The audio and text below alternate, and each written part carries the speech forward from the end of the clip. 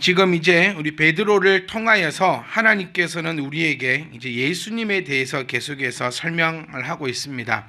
우리가 신앙생활을 할 때에 가장 중요한 것이 뭘까라는 고민을 참 많이 해봅니다, 여러분. 요즘에 우리 또 교회들이 그러니까 좀 뭐라죠? 뒤처지지만 또 하여튼간 막 이렇게 좀 이상하게 막 하는 것이, 여러분, 또 뭐 교회가 또 뭐 코로나 시대에 먼 시대에 또 비대면 시대에 뭐 이래야 된다 저래야 된다 뭐 메타버스를 그걸 하고 뭐 저쩌고 막 해야 된다 막 이렇게 하고 있는데, 그런 것들을 가만히 보면서 제가 묵상을 해보고 생각을 해보는 것이 뭐냐면, 우리는 뭘 해야 될까? 우리는 과연 어떤 것을 해야 할 것인가? 그래서 우리 큰 교회들은, 정말 대형 교회들은 어마어마한 돈을 투자해서 이제 막 여러 가지 또 이런 컨텐츠를 만들어내고, 이렇게 여러분 진짜 큰 교회들은 방송국 못지않은 그런 시스템을 가지고 있지만 우리 교회보다 활용을 못하는 것 같아요. 네, 비꼬는 겁니다. 네. 그러니까 참 고민을 많이 해봐요. 우리는 뭘 해야 될까? 하나님께서 과연 원하시는 바는 무엇일까? 우리 성도들이, 우리 믿는 자들이 늘 고민해봐야 될 것은, 하나님께서 원하시는 것은 과연 무엇일까? 또 우리가 늘 추구하고 찾는 것 또한, 하나님께서 우리에게 원하시는 것은 과연 무엇일까라는 그런 고민들을 하게 되거든요. 그래서 이 말씀을, 오늘 베드로전서의 이 말씀을 묵상을 해보면서 제가 무엇을 해야 될까라고 고민해 봤을 때, 좀 제대로 알았으면 좋겠다. 아니, 우린 제대로 알아야 된다라는 거예요. 늘 수박 겉핥기식으로 좀 대충 아는 것이 아니라, 우리가 예수님을 믿는다면 그 예수님이 누구신지, 그리고 우리는 무엇을 믿는지, 그리고 또 믿는 우리로서는 어떻게 나아가야 되는지를 나가서 이야기할 수 있어야 돼요. 우리 이번 주일날 함께 말씀을 나눈 것이지만, 다윗은 하나님을 자랑하고 다녔어요. 하나님을 자랑했어요. 하나님을 자랑했다는 것은 정확하게 알고 있다라는 거거든요. 그러니까 우리들은 둥글스름하게 알면 안 됩니다. 하나를 알더라도 얼마만큼 알 것인가, 아니면 조금이라도 정확하고 깊이 알 것인가. 그러니까 저는 하나님께서 우리에게 원하시는 것은 많이 알지 못한다라 할지라도, 근데 또 이 많이 안다는 것도요, 제가 늘 이런 표현 쓰잖아요. 네가 알면 얼마나 알고 내가 모르면 얼마나 모를 것이고, 또 내가 모르면 얼마나 모르고, 또 너는 모르면 또 얼마나 모를까. 다 거기서 거기에요. 그러니까 얼마만큼 정확하게 우리가 알고 있는가. 여호와께 돌아가자라는 그런 말씀이 있는 것처럼, 우리는 위기의 시대다, 어떤 시대다, 교회는 어떻게 해야 된다, 저떻게 해야 된다, 그런 말들보다도 이 시대 때 우리는 여호와께 돌아가야 된다는 것을 많이 묵상하며 또 많이 생각을 해봅니다. 저 또한 아직 젊습니다. 많은 것들을 할 수 있어요.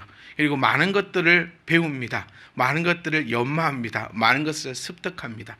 여러분이 깜짝 놀랄 만큼 거의 이 코로나 시대 1년 넘도록 저도 거의 뭐 방송이니 뭐니 거의 반도사가 돼가는 것 같아요.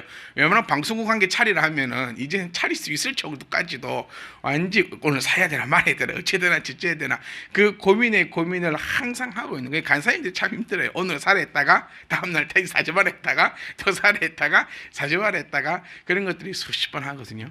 그럴 때마다 우리가 고민해야 될 것은 여호와께 돌아가는 것이다. 그러니까 저는 수요 예배, 이 예배가 정말 참 귀하다고 봅니다. 왜냐하면 주일날은 우리 예수 믿는 사람들은 거의 다 옵니다. 네, 좀 찜찜해서 오고, 또 뭐 어떤 이유가 됐든지 간에 웬만한 크리스찬들은 주일날만큼은 그래도 예배를 와서 졸더라도 그렇게 지키려고 애를 써요. 근데 지금 수요 예배 이렇게 나오신 분들, 제가 속속들이는 잘 모르지만 충분히 집에 계셔도 뭐라고 안 들을 만큼 오늘 하루 힘들었고, 늘 어려움과 또 지침 가운데서도 하나님 앞에 예배하겠다는 이 심정으로, 그래서 저는 수요 예배 말씀을 요즘 좀 더 집중해서 이제 좀 더 연구를 하는 것 같아요. 그리고 하나님께 저는 기도합니다. 하나님, 수요 예배 나와서 예배하고 기도하는 자의 기도를 더 많이 좀 들어주시라고.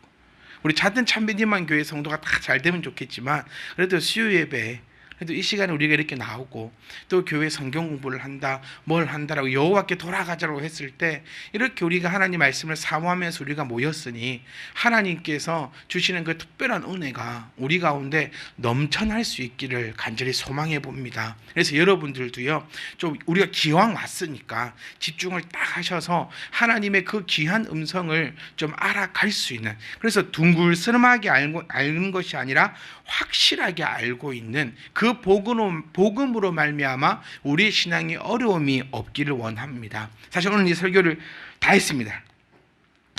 자, 우리는 지금 20절을 보시면은 다 알고 있는 내용이에요. 다 알고는 있는데 어렴풋이 알고 있고 어디 가서 자랑할 수는 없어요. 그러니까 이제 자랑할 수 있을 만큼 우리가 한번 찾아보자는 거예요. 그는 누구죠? 그가 예수님입니다. 계속해서 예수님에 대해서 설명하고 있거든요. 그는 창세 전부터 미리 알림 바 되셨다. 자, 우리 이 부분에서는요, 총 4가지 정도로 한번 살펴볼 수 있습니다. 그러니까 어느 부분까지냐면, 그는 창세전부터 미리 알림만 되셨고 이 말세에 너희를 위해서 이렇게 오셨다. 그러니까 예수님은 우리가 창세전부터라고 하는 것은 창세기 우리가 알고 있는 하나님께서 천지를 창조하시기 전부터 미리 우리에게 알림 바 되신 분이다라는 거죠. 그러니까 예수님이 누구시냐라고 했을 때 제일 처음에 그 법칙을 베드로가 우리에게 알려주고 있는 거예요.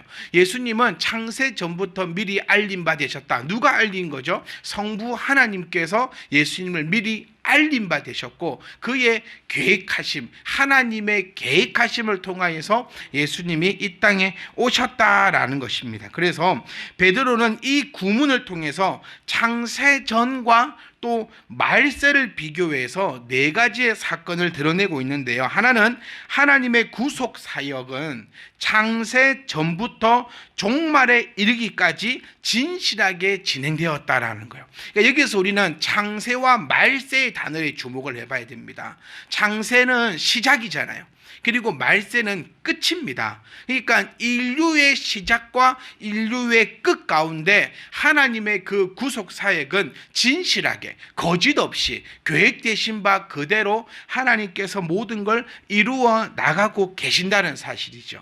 그러니까 지금 이 부분은 예수님을 가리키고 있지만 또 실질적으로는 우리 성부이신 하나님에 대해서도 나타내고 있다는 사실을 우리가 볼 수 있다는 거예요. 그러니까 하나님의 구속 사역, 구속이 이제 뭔지 아시겠죠? 이렇게 사는 거, 우리를 죄 가운데서 건져내시는 이 사역은 단순히 그냥 이루어진 것이 아니라 창세부터 말세까지 하나님의 그 진실함 가운데서 사역이 이루어지고 있다. 두 번째는요, 동사 시제에 있어서 미리 알리신 바 나오지요. 미리 우리에게 알리셨다. 이 헬라어를 한번 찾아보면 완료 수동 분사로 되어 있습니다. 여러분, 우리는 수요일은 그래도 강해 설교니까요, 좀 뭔 소리인지 못 알아들어도 이 단어들도 한번 살펴봤으면 좋겠어요. 조금 더 자세하게. 그러니까 완료 수동 분사, 하나님께서 미리 알리신 내용이 완료되었다. 그러니까 완전했다라는 그 얘기가 되는 거예요. 그러니까 이거를 좀 더 쉬운 말로 해보면 하나님께서는 미리 알렸다라는 것은 우리가 늘 고백하는 것처럼 창세 전부터 하나님은 계획해 놓으셨다라는 것이 돼요. 그러니까 하나님의 그 사랑을 얘기할 때는 우리 하나님은 사랑이시다라는 그 표현이 하나님이 나에게 뭘 주시고 그것이 아니라 하나님께서는 창세 전부터 이 구속함에 대해서 계획해 놓으셨다는 것이 하나님의 그 사랑이다라는 거죠. 그리고 내용상 창세전, 이제 창세전이 나옵니다. 창세전은 신성과 사역을 나타내는 거예요. 다시 한번 설명해 보면, 그러니까 이 지금 이 구문에 여러 가지 의미를 그리 담고 있다는 거죠. 창세전은 예수님이 누구시다를 나타내냐면 예수님이 하나님이시다라는 것을 나타내어 주고 있다는 거예요. 그러니까 여러분, 우리는 이미 배워서 알고 있습니다. 예수님은 신성과 인성을 가지신 분이다. 그럼 이게 어디서 나왔느냐? 바로 이 베드로 전서에서 나오고 있다라는 거예요. 성경에서 뽑아내었던 것이 예수님의 신성과 인성을 나타내는데 그 신성이 어디 나오느냐? 창세 전부터라는 거예요. 창세 전부터 있으신 분은, 사람이 만들어지 적이 있으신 분은 오직 하나님밖에 안 계시다는 거예요. 그러니까 예수님은 하나님이시다. 예수님은 신성을 가지고 계신 분이다라는 것이고요. 말세는 구속과 부활의 또 증거를 보여주고 있는 것입니다. 또 네 번째는요, 인간의 구원이 오직 하나님에 의해 주도되었으며 인간의 타락과 또 인간의 죄악도 또 그 어떤 모든 것들도 하나님의 계획을 파기시킬 수 없음을 시사해 주고 있는 것이 바로 20절의 놀라운 비밀입니다. 알아들으시나요? 네. 네. 다들 이렇게 계시니까 저 혼자 신이 났나? 저 혼자 떠들고 있나? 아무리 제가 여기에서 좋은 소리를 하고 천사의 소리로 여러분들에게 말을 한다 하더라도 못 알아먹으면 끝장이에요. 우리 교회 가치관이 뭐죠? 설교는 들려야 설교다. 네. 뭐 길면 뭐 하겠습니까? 아무도 못 알아듣고 다 졸고 있으면. 네. 그래서 제가 최선의 노력을 다합니다. 이제 25분 힘들 것 같고 35분 안에는 오후 예배를 안 드리니까 이제 35분까지는 괜찮지 않나. 혼자만의 그런 타협을 하면서 여러분 최대한 제가 노력을 할 터이니 알아들을 수 있도록, 설교는 들려야 할 설교다. 그래서 어떻게 하면 이걸 알아들을 수 있게끔 해볼까. 제가 늘 제일 땀을 많이 빼고 진액을 빼는 것이 어떻게 하면 알아듣게 할까라는 것 같아요. 그래서 이 20절에 제가 좀 이렇게 약간 어려운 표현들도 써왔는데 한마디로 정리해보면 이렇습니다. 하나님의 그 사역과 하나님의 그 구속하심과 또 그 모든 것들은 하나님께서 미리 계획하신 바 되었으며 또 예수님은 그냥 우리가 알고 있는 그런 사람이 아니라 예수님은 창세 전부터 계셨던 완전하신 하나님이심을 나타내어 주고 있고요. 근데 마지막 활용 정점이 이겁니다. 너희가 무슨 짓을 한다 할지라도 하나님의 계획은 반드시 이루어진다라는 거예요. 우리는 요나를 통해서 참 많은 걸 볼 수 있습니다.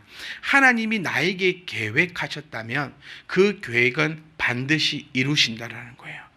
요나서를 보면서 저는 늘 의문 들었다. 제가 요나서를 왜 좋아하냐면 제가 대학원 논문이 요나서였거든요. 요나서 가지고 얼마만큼 씨름을 했는지 모르겠어요. 요나서를 보면서 제가 정말 은혜를 받았던 것은 뭐냐면 요나 말고 다른 사람 많았잖아요. 정말 많고 요나 별로 대단한 사람도 아니거든요. 그런데 하나님께서 택하시고 하나님께서 계획을 세우셨다면 어떠한 일이 나더라도 하나님은 그 계획을 이루시는 분들이라는 거예요. 그러니까 내가 안 한다 해서 또 내가 하겠다 해서 그것이 이루어지지 않는다라는 사실을 우리가 기억해 볼 수 있습니다. 그래서 하나님은 완전하신 하나님이시고 그 계획은 우리가 어떻게 할 수가 없다라는 거예요. 저는 이번에 올림픽을 보면서 우리 김연경 선수가 했던 짤이 너무 멋있었어요. 해보자 후회하지 말고. 제가 그걸 지금 제 좌우명으로도 하나 삼았습니다. 해보자 후회하지 말고. 해보자라는 거예요. 안 되면 말고. 네. 후회는 안 해봐야 될 거 아닙니까? 내가 할 수 있는 거. 그러니까 기도도요. 내가 할 수 있는 한 한번 해보세요. 한번 해보자라는 거예요. 우리가 말씀도 내가 할 수 있는 대로 듣고 순종해보자라는 거예요. 후회하지 말고. 안 되면 말지 뭐. 안 되면 말더라도 후회하지 않을 만큼 내가 최선을 다해보자라는 거예요. 기도도 최선을 다해서 해보자라는 거예요. 저는 여러분께 저에게도 묻고 싶고 여러분들도 한번 여쭙고 싶어요. 내가 기도를 후회 없이 한번 최선을 다해보고 있나. 실핏줄이 터졌잖아요. 우리 김연경 선수는. 어떻습니까, 여러분? 우리는 그 정도 바램으로 기도를 하고 있습니까? 우리가 그 정도 바램으로 하나님을 찾고 있나요? 아무 쓸데기 없는 그 배구를 해도 핏줄이 터지는데 정말 우리는 늘 고백하는 것처럼 영혼이 잘된 같이 범사가 잘되라는 그 고백을 하고 있는 우리는 이 신앙을, 이 믿음을, 이 아름다운 말씀을 이루기 위해서 얼마나 해보고 있는가. 저는 여러분께 저도 이 말 하고 싶어요. 해보자. 후회하지 말고. 지더라도 후회 안 하면 되잖아요. 네. 지고 나서 후회하고 흘리는 눈물이 아니었으면 좋겠어요. 지더라도 최선을 다했다면, 내가 기도를 받지 못하더라도 최선을 다했다면 그것으로 만족합니다. 그런데 내가 최선을 다하지 않아 응답받지 못한다면 그 얼마나 내 평생의 한이 되겠습니까? 그래서 저는 해볼 겁니다. 안 되면 말고요. 여러분들도 해봅시다. 안 되면 말고요. 그 모든 것은 우리 하나님께 달려 있으니까요. 21절 말씀입니다. 너희는 그를 죽은 자 가운데에서 살리시고. 자, 우리 이게 문자적으로는요, 하나님을, 이 문자적인 것이 하나님 안에라는 의미가 됩니다. 그러니까 우리는 그리스도인들이 하나님 안에 거할 수 있는 방법은 오직 그리스도로 말미암아 가능하다라는 거예요. 그러니까 엄밀히 따져서 여러분 20절, 21절 이 말씀을 우리 다 압니다. 모르시는 분 없어요. 그러니까 제가 서두에도 말씀드렸던 것처럼 우리는 여호와께 돌아가야 되고 확실해야 합니다. 교회가 해야 될 것은 여호와를, 예수 그리스도를 증거하고 그 말씀을 가르치는 일이 교회가 세워진 목적일 거예요. 다른 목적이 아니서 제가 늘 요즘에 기도하고 사도 바울처럼 저를 쳐서 복종시키는 것이 뭐냐면 말씀만 회복 안 되면 말고. 요즘 그 생각 참 많이 하는 것 같아요. 이 방법 쓰고 저 방법 쓰고 저렇게 세미나 하는 것처럼 욱 가서 이 방법 써보고 저 방법 써보고 이렇게 보고 저렇게 보고, 나 그거 하지 말고 참미진만 교회가 세워졌던 그 정신대로 사실 저도 유혹이 많은 게 사실이거든요. 막 이렇게 저렇게. 근데 그때마다 저를 치고 또 복종시키는 것이 여호와께 돌아가자. 예수 그리스도만을 우리가 증거하자. 말씀의 그 능력만을 우리가 바라보자. 그래서 오늘 베드로도 우리에게 얘기하는 것은 그리스도로 말미암지 않고는 하나님께로 갈 수가 없다라는 거예요. 그리스도를 말미암는다는 것은 그리스도를 내가 첫 번째는 알아야죠. 두 번째는 믿는 것입니다. 세 번째는 믿음에 대한 결과와 열매가 필요하다라는 거예요. 이게 교회의 원칙이 되어야 돼요. 교회의 원칙이 뭐라고요? 딴 거 말고 첫 번째는 그리스도를 아는 것입니다. 이게 여호와께 돌아가는 거예요. 두 번째는 뭐라 했습니까? 그리스도를 믿는 것이에요. 알고 믿고 순종하는 것. 순종이 곧 열매가 나오는 거죠. 거기까지도 21절에서는 우리에게 이야기하고 있습니다, 여러분. 자, 그리스도로 말미암지 않으면 하나님께로 갈 수가 없다. 왜죠? 그리스도의 역할이 뭡니까? 하나님과 사람 사이를 화해시키는 역할이에요. 하나님과 인간 사이에 우리 늘 고백하는 것처럼 중보자 대신 그리스도로 말미암아 우리가 하나님께로 갈 수가 있다라는 거예요. 예수님 없이는 우리가 하나님께로 갈 수가 없다라는 그 사실을 우리는 이 말씀을 통해서 알 수 있다라는 겁니다. 부활시키셨어요. 부활이 뭡니까? 부활은 우리의 신앙의 근거입니다. 근거. 그러니까 뿌리예요. 예수님의 부활이 없었다면 우리의 이 믿음은 헛된 것이라는 거예요. 그러니까 제가 처음에도 말씀드린 것처럼요, 예수님은 알아야 한다는 겁니다. 예수님은 누구시랬습니까? 창세 전부터 계셨던 하나님이시고 예수님을 말미암아 하나님께 나아갈 수 있으며 예수님의 부활이 우리의 신앙의 근거다라는 것을 첫 번째 어떻게 된 거죠? 이제 알아요. 그럼 두 번째가 필요합니다. 뭐가 필요하죠? 믿음이 필요한 거예요. 이제 세 번째가 필요한데, 세 번째가 바로 열매인데, 그 열매가 뭐냐? 바로 너희 믿음과 소망입니다. 너희의 믿음과 소망이 하나님께만 있어야 한다라는 거예요. 이 표현이 하나님께 있게 하셨느니라 이렇게 표현되어서 조금 어려울 수도 있는데, 제가 좀 풀어보면 원문적으로 좀 이렇게 단어적으로만 해석해 보면 이렇게 됩니다. 너희는 그를 죽은 자 가운데서 살리신, 영광을 가지신, 영광을 우리에게 주신 하나님을 여기까지는 누구 설명이죠? 하나님에 대한 설명이에요. 자, 하나님이 누구시냐? 그리스도를 죽은 자 가운데에서 살리셨다. 즉 하나님이 뭐가 됩니까? 그 능력을 우리에게 보여주고 있죠. 그리고 영광을 주셨다. 누가? 하나님이. 하나님이 우리에게 영광을 주지 않으시면, 그리스도에게 영광을 허락지 않으셨다면 그 영광이 있을 수 없다. 그런데 이 하나님을 우리는 누구로 말미암아? 예수님으로 말미암아서 우리는 어떤 자다? 믿는 자다라고 이야기하고 있다는 거예요. 그러니까 우리가 믿는 바는 뭐냐면 여러분, 이제 여기에서 제가 첫 번째, 두 번째, 세 번째를 계속 얘기했던 거, 하나님을 먼저는 알고 믿고 열매를 맺자라고 했던 것처럼, 하나님에 대한 이 사실을 이제 우리는 알고 그 아는 것 가지고 우리는 이제 믿는 자다라고 우리가 선포한 거잖아요. 예수님은 여러분 우리 다 믿으니까 이 자리에 나와 있고 예배하는 겁니다. 그러니까 이제 베드로는 너희의 신분, 우리의 신분을 완전히 밝혀주고 있습니다. 그래서 우리를 뭐라고 얘기합니까? 크리스찬이라고 얘기한다는 거예요. 믿는 자라고 얘기한다는 겁니다. 그러니까 이제 우리가 무엇을 믿는지 아시겠죠? 우리는 무엇을 믿느냐? 20절, 21절에서 설명했던 바를 믿는 거예요.